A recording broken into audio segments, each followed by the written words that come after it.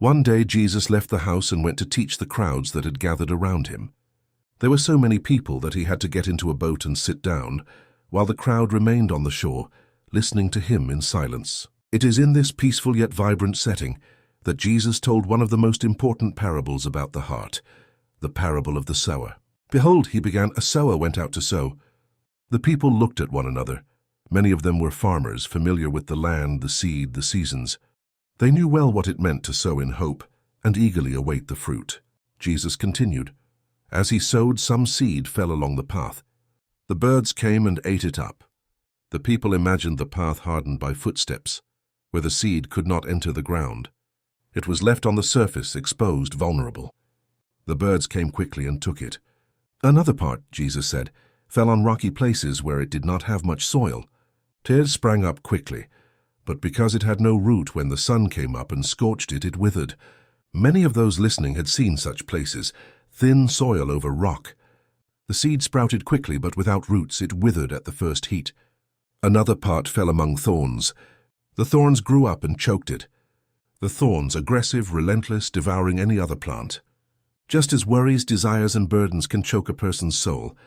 But another part fell on good soil, Jesus said, and it produced a crop, some 100, some 60, some 30. The people smiled. The fruit was a sign of blessing, a sign of life, a sign that all the sower's effort had not been in vain. Later, when the disciples were alone with him, they asked him what this parable meant. Jesus looked at them gently and said, "The seed is the word of God. Those along the path are the ones who hear, but the evil one comes and snatches away the word from their hearts, so that they may not believe." An inattentive, rushed, distracted soul who lets the truth slip through their fingers. Those on the rocky places are the ones who receive the word with joy but have no root. They believe for a while, but when trouble comes, they fall away. They are the enthusiastic people, but without depth, without steadfastness. Those who fell among thorns are the ones in whom the word is choked by the worries of the world, the deceitfulness of wealth, and the desires for other things. There the soul is busy, trapped, suffocated. But the seed that fell on good soil are those who hear the word, receive it, and bear fruit. These are the people with an open, humble, attentive heart, ready to let God's light change their lives.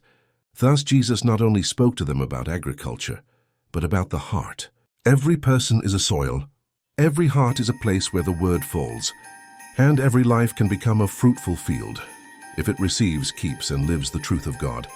So ends the parable of the sower, a call to examine your heart and ask yourself, what kind of ground am I?